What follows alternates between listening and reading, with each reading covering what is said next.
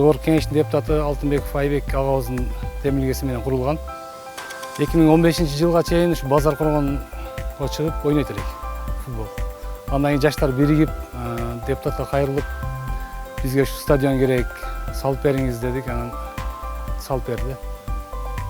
Көп жетишкендиктер болду. 2015-жылдан бери мына жаштар спортко кызыгып, жакшы ойноп калышты. Жетишкендиктерден былтыркы эле өзү райондор аралык, мектептер аралык оюн болду эле. Биздин Кызыл-Ай айылы район боюнча мектептер аралык оюнда биринчи месттен алып келишти. Уюштурабыз. Чоңдор келет, тамаша кылышат. Мектеп окуучулары ойнойт мектеп убагында. Саат 4-кө чейин, мектеп сабагы бүткөнгө чейин ойношот. Андан кийин кечинде чоң балдар ойношот.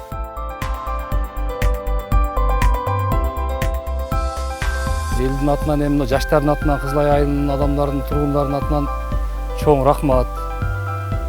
Мына көчөлөрүбүзгө дагы башка жардамдары дагы көп.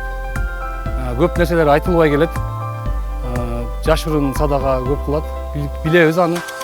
Ошо чоң рахмат. Алла разы болсун.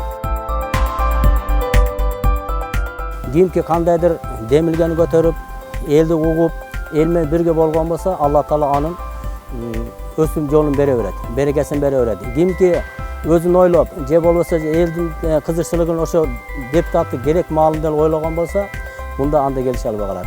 Мурдадан келип, эл менен кайрылып, элдин көйгөйүн угуп, мана муктаждык көрүп атасың стадионду, мана таза суу боюнча жолдорго шубонкалар төгүлүп, азырынча жакшы. Бул мечитке Кудай кааласа менен мечитке азыр жардам берем деп турат. Берип калса, Алла Таала бул өзүнүн ахирети үчүн. Ошон үчүн биз бул жигитке боло турган ишине оомат тилейбиз. Мындан кийин эл менен бирге болсун. Эч ким байлыгын алып кеткен жок. Бардыгыбыздын байлыгыбыз артыбызда калып атат. Анын балдарыбыз кадырын десе жетти, жетпесе жок. Элге кылып койсо, Алланын үйүнө кылып койгон болсо, утту. Ошон үчүн ар дайым эл менен боло берсин, журт менен болсун, элдин кызыкчылыгы үчүн, өзүнүн кызыкчылыгы үчүн алыстап, элдин кызыкчылыгын ойлогон болсо, өнүгө берет. Мен айткан оомат тилейм.